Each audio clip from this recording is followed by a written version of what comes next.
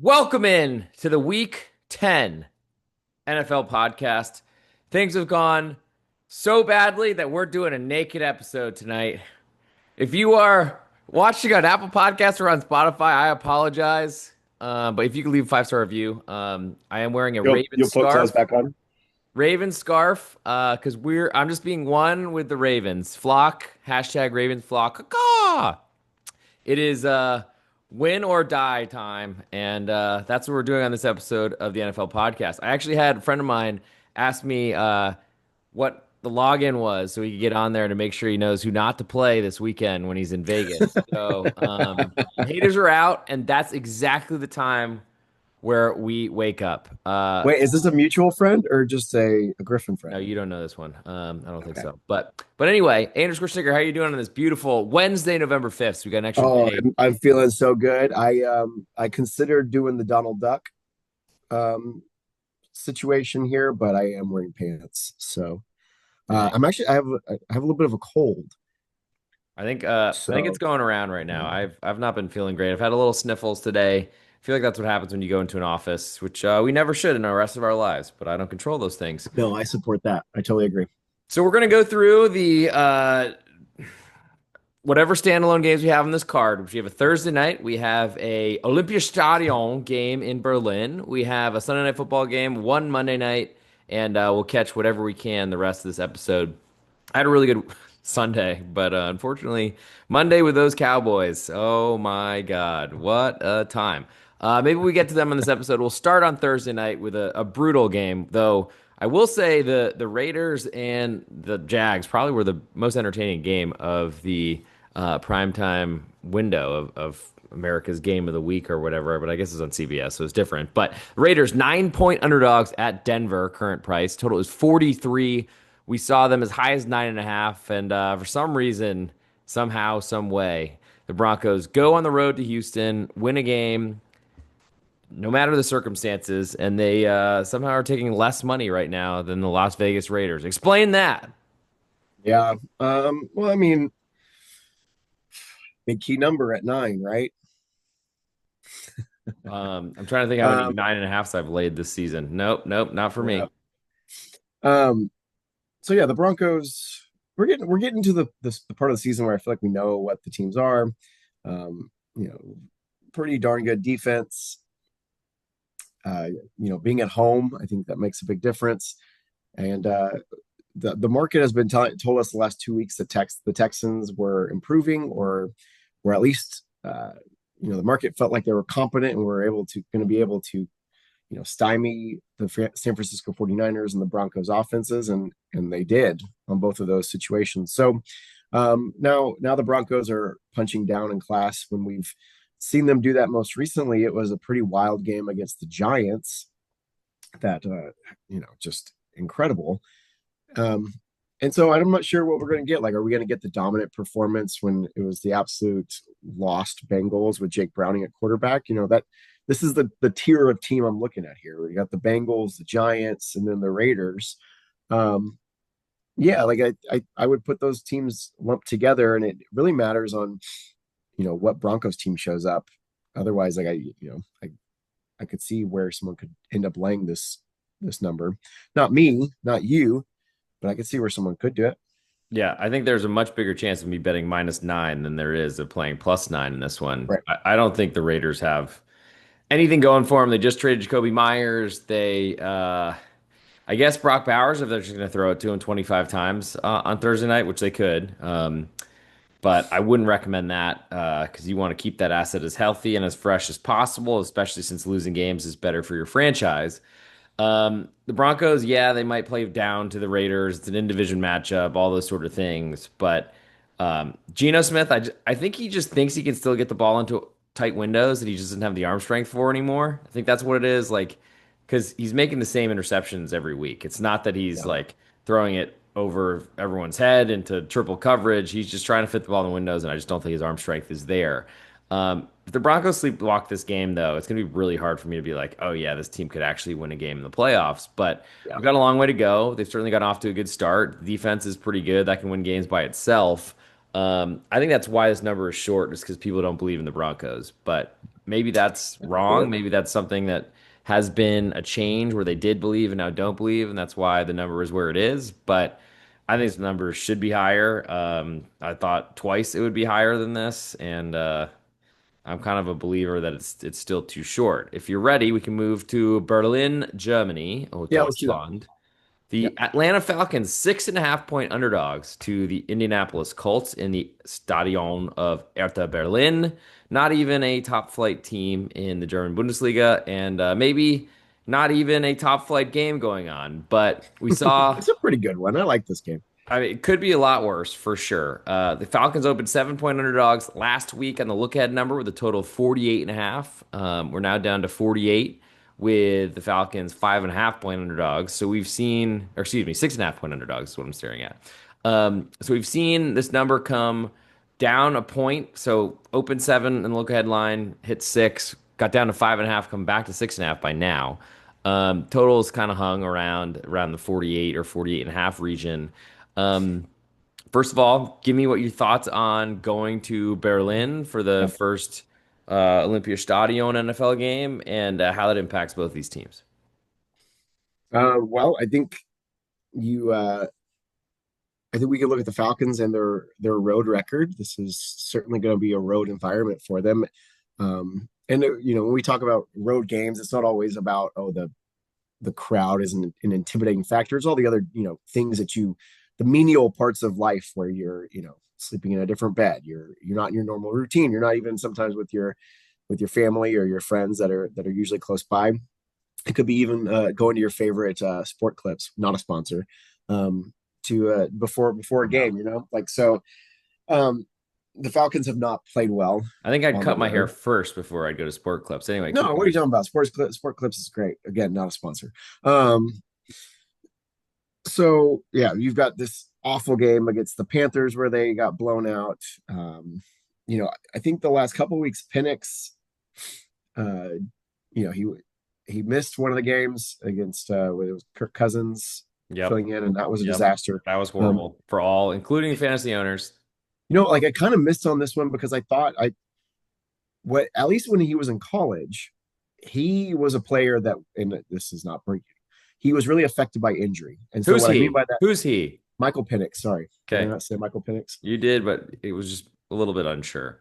Okay, Michael Mr. Penix, the Penix, quarterback for the Falcons. Senor Penix. Um, so in college, every player, right, is affected by injury, but I do think that some are able to play through it or play better in these circumstances than he was not one of those guys. Like Washington, the year they made it to the national title game, he was really beat up for like a month and a half, 2 months, and they were like just skating by like by the skin of their teeth in some of those games.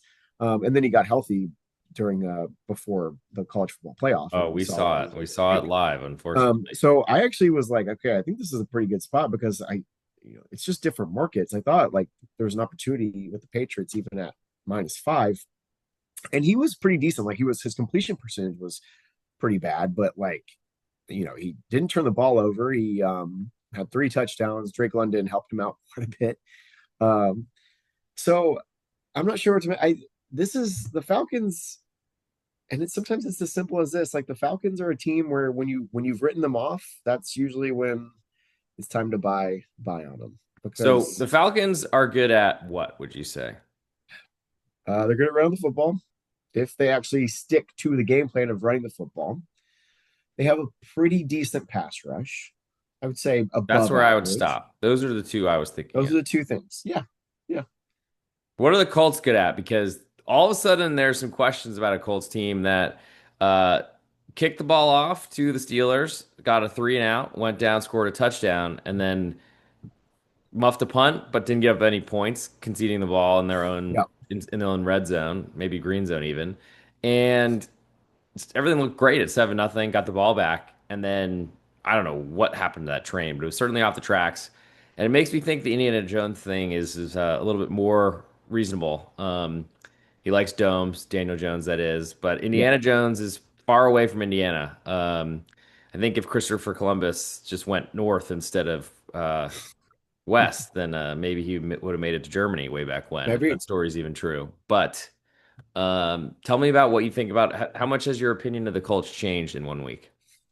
I haven't moved them that much. They turned the ball over 6 times, so they didn't protect Daniel Jones all too well. Sounds like So a that could be, survivor pick of mine. Yes, I agree. yeah. So that could be a situation if they're not going to be able to protect. But I do think, uh, I, I think that you're going to see a better performance, a better effort in this game for the Colts. I do think they're legit, like, and they're obviously going all in, with the trade for Sauce Gardner. Clearly, like they are, signaling that they want to go all in. I have to imagine that those kinds of moves make a statement to the team as well. They're like, hey, we believe in what we're doing, and I think Lou Anarumo has turned that defense, um, into a real contender. And I like what Shane Steichen's done. So I haven't really changed it all that much. That being said, like Sauce Gardner on 3 days of install, I don't know what you're going to see from him.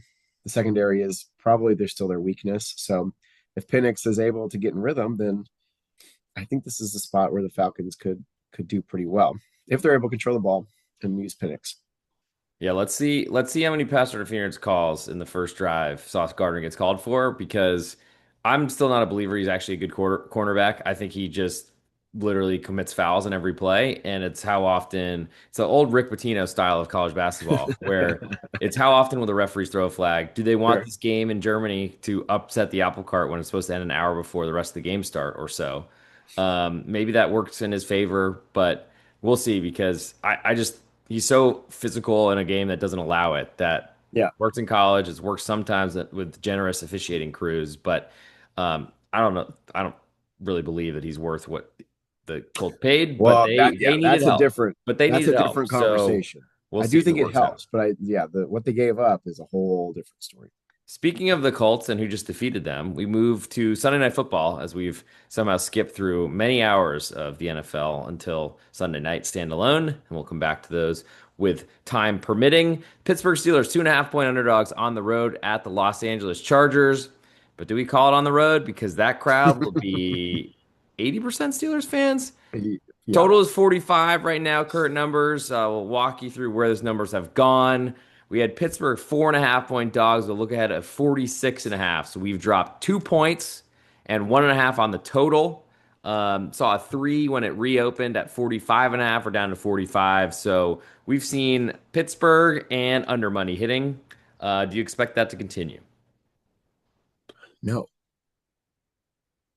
I mean, no. Like So the we're going to Chargers, see Chargers and over money coming in. I don't think we're Maybe going to not see together. Maybe we're not not going to see together, but over money. I don't think we're going to see over money. But yes, I know what you're saying. There's every conversation about the Chargers right now is the health of their offensive line. it's not. It's not healthy, but everyone knows that, right? Like we've that's the only thing that's really been discussed. They made a move for it's the Saints tackle who like anyways, I can't remember his name. He's not that good. Trevor Penning, I think is his name. There we go. Um, First time I've heard that name. Go ahead. not missing much. Um, I mean, that's why I so come to you for the for my big offensive uglies. line, there Yes, you yes, correct, go. correct. I think it goes back to last week with the Steelers. They played great. I still think like this is the kind of game where Harbaugh is like, oh, thank goodness. Like there's this non-explosive offense that I have to face. Everything with the Steelers has to be, in rhythm. It's to these big old tight ends. There's no one explosive on that team. I think that's something that the Chargers could really take advantage of. If they get them behind the sticks, get them into a second and long, you're going to have a lot of success. And I still think the Steelers defense, we've it was great when it creates turnovers. If you protect the ball, um, it's really bad, like a really really bad. It was one of those classic TJ Watt games last week where he like showed up and was like, "Hey, I'm still here." Um, With his brother on the call too. maybe that was part of it. Maybe that was part of it. So like I would probably look to the under with the total, but that's still scary with what we just laid out on Pittsburgh. Um, don't love usually when I see a number at like 2.5, a favorite or a home favorite at -2.5, it makes me feel a little uncomfortable. It's like they're begging you to take them. but maybe the perception of the Steelers changed. Do you think like the narrative or the overall outlook on the Steelers changed after last week? I don't think we're buying the Steelers low, especially coming off beating the number one seed in the AFC, though plenty of people did not believe in the Colts. Still installed them as the same priced favorite or even a little bit cheaper of a favorite, with more respect, I think, than the Steelers got just a week before on Sunday Night Football against the Green Bay Packers. We've seen the Chargers without Joe Alt get blanked after a 10-0 lead at home to the Washington Commanders, then get blasted by those same Colts. I mean, transitive property is not the way to make money in the world, but I'm hard. It certainly points in the direction that I'm looking to go. I think I'm very interested in the Steelers more so than under, but I think I like both those things. Yeah, The Steelers' offense to me is still really limited. I think Aaron Rodgers is going to do the best that probably anyone that's not a league-winning quarterback can do for Pittsburgh, but there's still only so much when he's throwing literally on fourth and goal slants to a wide receiver that's not getting his head around in time. So like I don't know what to say about that team. DK Metcalf, I mean, and George Pickens, basically like Spider-Man memes. Perfect for 15-yard penalties on a second and short or third and long or something like or third and short that becomes a third and long. Um, and I got to say, the Steelers crowd's going to make this game, I think, yeah, maybe not like a Acrisure Heinz Field, formerly known type of yeah. park, but I really like the idea of being against the Chargers here. I don't really want to keep backing Aaron Rodgers after playing his regular season win total under last season, but I Right. think I'll be on it yet again. Last standalone, we'll move Oh, you do back to think you'll be Sunday. you think you'll be on the Steelers? I know I will be on the Steelers. Oh wow. Okay. Like if I see a three, I'm taking it. A reasonably priced three, and it will Okay. be in my belly. We'll go next to the Philadelphia Eagles. They're 1 point underdogs at the Green Bay Packers. All the juice in the pack right now. Totals 45, similar number to the Steelers and the Chargers. So make sure you're clicking the correct 45 if you're playing over or under. We saw the Eagles 3 point dogs before the Packers. I don't even know what to say. Like, played how they have this entire season in consistent football and lost at home as a 13.5 point favorite. The Carolina Panthers, one of the biggest upsets in the last 5 years, I think. We've seen this total fall down to 44.5, come back to 45, so not a lot of movement there, but certainly a lot of Yeah. people on the Eagles after a bye week and maybe Saquon Barkley getting healthier. I'm not sure. Does this number not seem odd to you? It Like seems like I know it's like we've already moved it from 3-1 because of what the Packers did or did not do last week. I don't know how different these two teams are from like these two teams started their season against each other in Brazil. I know that was a long time ago, but like fundamentally, the Eagles are still like more they have more talent than the are you Packers. trying to make the Eagles a favorite in Lambeau Field? No, I'm not trying to make the that's what I'm saying though, is like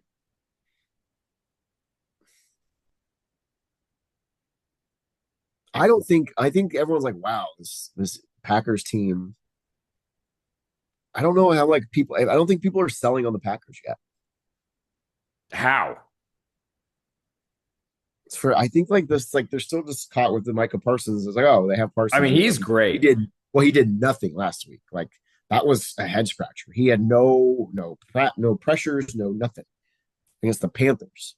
Well, Jerry Jones is right. I think for me, the Packers defensive line is great. If they're getting pressure, they look like the best team since sliced bread, if that was a team. But I'm starting to feel like I'm out on Jordan Love. I'm starting to also Yeah. feel like Josh Jacobs is banged up. That's really their offense. Matt LaFleur just feeds the rock to his running back all the time. Great for fantasy to me, not great for keeping people healthy for an entire 17 now week season. Yeah. Um, Eagles were favored against the slumping Chiefs team earlier this season on the road at Arrowhead. Yeah. I would not be Okay. shocked if I mean, based on the juice right now, it doesn't look like the Eagles will move to favorite, but plus money What on the Eagles part? right now looks very tempting to me, and I don't think we'll be there. If it were up to me, it would not be there very, very long. I'd be happy to take money on the Packers right now because I think they have big problems. Maybe this is their bounce back opportunity, but when you're losing games to teams that now have an incredible record that the Panthers do, but I'm not a buyer or believer or anything like that. I just I think the Packers are just never going to get over that hump to really compete as one of the upper echelon teams, and they're getting priced like it. If anyone wants my 8-1 on the Packers, send me a DM at the real You underscore G trying to sell Warner. it? I would love to Okay, get I you one. think since we have a little bit of time here, um, I'm trying to go through each unit like head to head. So obviously, let's like Who look at it as wins? Packers defensive line versus Eagles offensive line, right? Like I mean, if the who Packers defensive line cannot win that, I don't think they have a chance to win this game.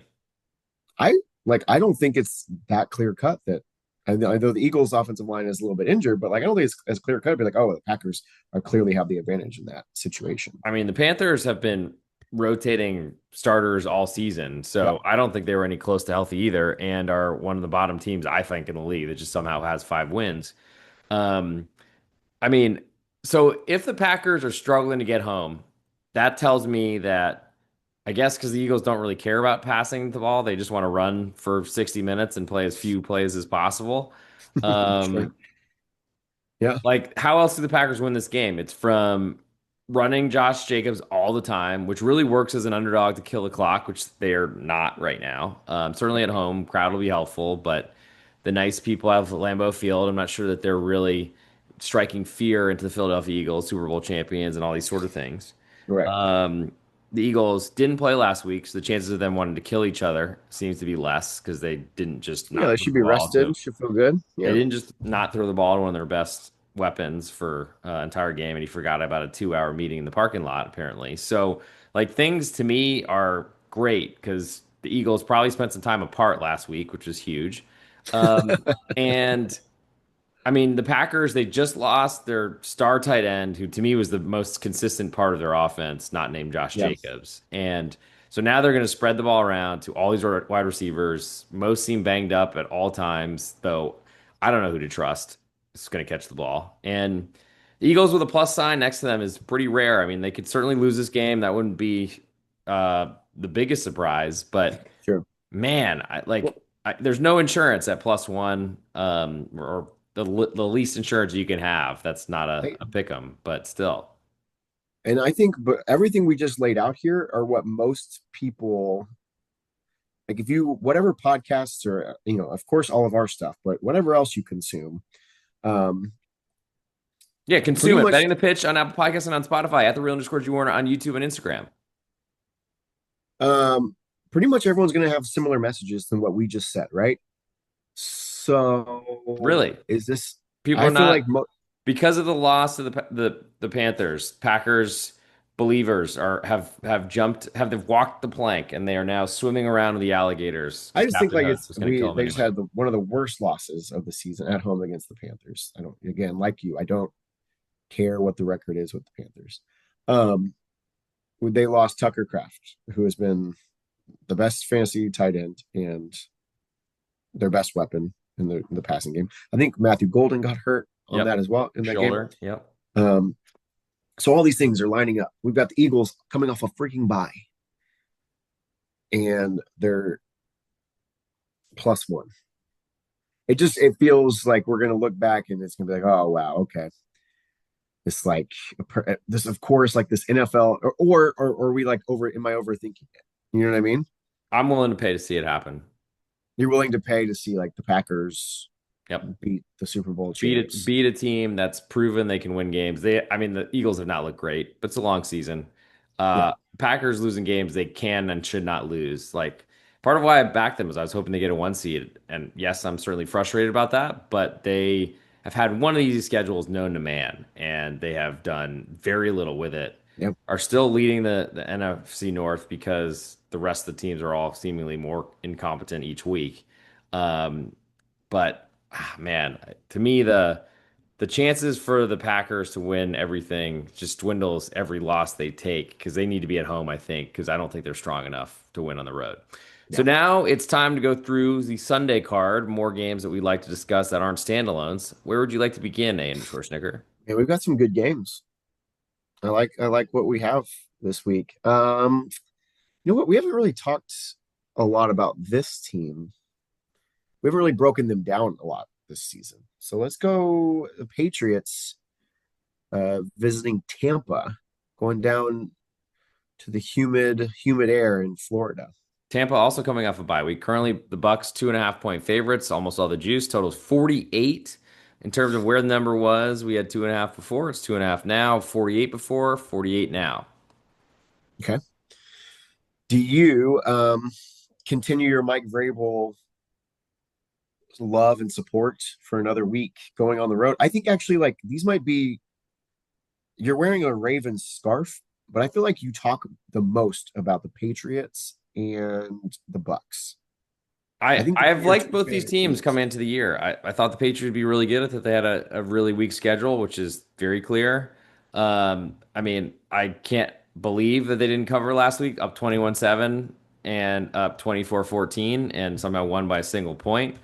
But that's what happens when you're on a bad streak, and that's why you're doing naked pods. Um, the Bucks are off a bye week. They've been so injured all over the place. Bucky Irving might be returning. Who knows? That could be all a Yeah, farce. But right. regardless, he would be very important to the Bucks. They need to win some games because they want that one seed. But I would keep him in cotton wool until you're sure he's ready to go. The Pats have looked really good against a weak schedule. They look at one of those teams that will make the playoffs and will have no idea if they're actually good or not, and that makes me want to bet against them. But I think the line will probably be too small for me to want to do that. We'll see.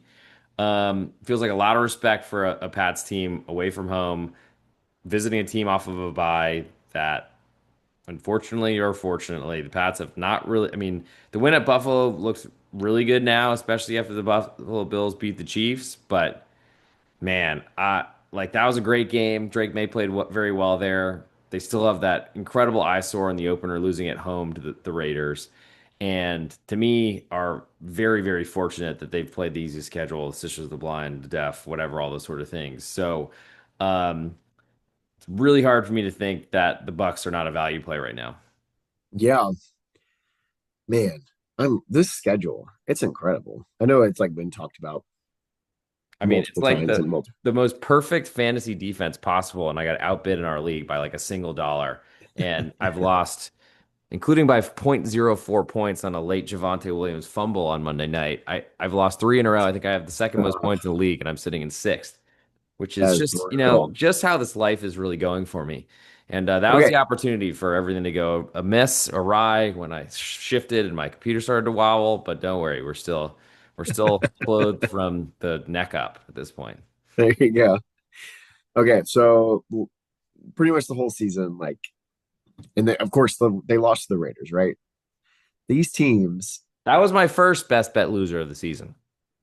okay, they have wins against the Dolphins. They got wins against a win against the Saints. They have a win against the Titans. They have a win against the Browns. And they have one against the Panthers, who we've established not that great. They lost to the Steelers at home. Yep. Turned the ball over five times. Yep. So like their great win, and winning on the road, no matter what, I give them you get credit for that, right? Yep. Their great win is winning at Buffalo. Great win, it really is. That's about it. Might even win them the division, actually. Yeah, I think like, but here we're this is the absolute peak of the season for the page. Like as of right now, you cannot get higher value. Like the value on the Patriots, or I mean the perception, the market, it is so high. Like it's going to be hard for me to not have some sort of wager on the Bucks in this situation. Because sometimes it is really that simple. Like, wait a minute, this team's coming off a bye. I know last time we saw them, I think was that pretty rough outing against Detroit. Um, it's coming off a bye. Really good team. Like we're talking about Baker Mayfield as a possible MVP candidate like 3 weeks ago. Yep. Whew. Yeah, That talk has certainly silenced, but when you it don't did. play It for a died. I week, mean, that hurts. the Lions game really shut it down. But so this was like look ahead was 2.5, huh? The look ahead was 2.5 and 48, and that's currently what we're staring at That's right where now. we Though a did lot not of move. juice on the Bucks, where usually the look aheads are all minus 110s. Yeah. Okay. Yeah, that's certainly interesting. I would lean toward the Bucks in that game for sure. Same. Next, we'll move to the Baltimore Ravens, 4-point favorites. The Minnesota Vikings totals 49 in this one. We saw 3.5 and 46.5. Now the Vikings go on the road and win at Detroit with a pretty good performance from Captain Handoff. And the Ravens got a really nice win on Thursday night against a Miami team that just did everything they could to stall uh, their drives, essentially. Um, since I'm wearing a Raven scarf, donated to me by a former girlfriend's family, thank you so much for supporting the podcast before it even existed. But are we a little tempted by a Vikings team that certainly pulls these upsets regularly at home? Well, We've seen some good teams go to this 1 o'clock slot in Minnesota Minnesota. and Yeah. not get off the bus, and all of a sudden it's 30-0. Yes, Sam Darnold was there, and PFF's number one quarterback and such, but we've seen some holes in the Ravens, and I'm not convinced that that Miami win was as dominant as the score suggested. Well, I mean, yeah, they did what they were supposed to do. While Miami, oh my God, that team. I'm actually like amazed at anyways. Um, different podcasts will discuss the Dolphins. Yes, the late night one. Go ahead. Okay, so the Vikings offense How do was we trust fine. it? How do we trust I it mean, against the Ravens no, I mean defense? it It's was so fine. Like healthy now. They just gave up six in an entire four quarter 60-minute game it was away. fine. I like what I guess JJ McCarthy and that offense. The key though there is that the offensive line was healthier. Um, Aaron Jones was able to like handle a full workload, so the run game was looked good against the Lions. They had both their Um, tackles back. That was huge. yes, so they're in a good spot. I do think that this is a sneaky situation for the Ravens where we've all just decided, they were the favorites to win the division. It's Lamar Jackson is right back, and here we go. Of course, you could turn the TV on at 2:15 Central Time and be like, wow, really missed on this one. The Ravens are actually out for blood and they're up by 20. Um, I could certainly see that happening. More so, I feel like that's more likely than the other way, what we were talking about. But Yep. Yep. um, I mean, the Ravens cannot afford to take this game lightly because they are so far behind in the and standings. that's the thing is I don't think a team with their aspirations would overlook it, especially with Lamar Jackson just coming back for his first, or I guess his second game, but getting extra rest in that after the Dolphins game. Yeah, this is lining up in these spots. Like, I don't think I want to align myself with a 4-point favorite on the road, especially in a place like Minnesota. But I don't want to take the home team out. This is definitely where I would sit out and just really love to gain some information on what these two teams are going to be as we hit the second half of the Well, season. extended rest for the Ravens. They played Thursday night. Back-to-back road games, though, in Miami limits some of that, though Yeah. certainly back in their own houses on Friday, most likely, and then travel eventually. But I'm a little surprised the Vikings moved all the way to 9.5-point underdogs. Consistent betting on the Lions all week. Then they pretty much, I mean, took control of the game, had a good start for sure, but it was kind of back and forth. And the Vikings were ahead and just were holding on and did well. And the big question is, can Brian Flores' blitz package, which he did not use against the Chargers at all, which was just baffling to me, if that can keep Lamar Jackson in the pocket, but still blitzing? That's the big question for me. There's a lot of scary potential escapes that I think could become a big problem. And I think we have time for one more game if you want to get this in here. And I think I know which one you're going to pick. Oh, do you want to do the rematch, the Rams and the 49ers? That's where I figured you'd go. Rams 4.5-point favorites, total 49.5. We were just basically reading minds, knowing each other for what feels like 20 years now. Maybe not that long, but it's close. Yikes. Close, coming Um, up on 20 years. and also, we've done this podcast for now 3 years, I think, or maybe four. I think three. This is our fourth season, third season, probably our third. We've really consistently done it. This is like the second year where we've been No, we consistently. did it every week. There was just a little sojourn where You were sick, and then I went to Italy, but we're back. So we saw 3 point favorites for the Rams before, total at 49. Now we're up to 4.5, and total is 49.5. I think the 49ers were 6.5 point dogs in LA on Thursday Night Yeah. Football and Yeah. won straight up.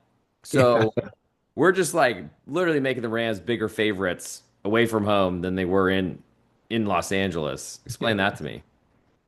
I guess they're saying, hey, let's do it. Let's prove it and do it again. Although the I Rams are mean, legit, man.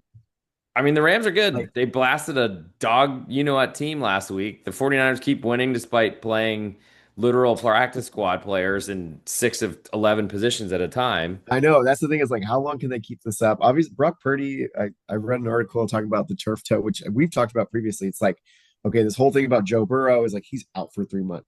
But Purdy's like played this will he won't he game.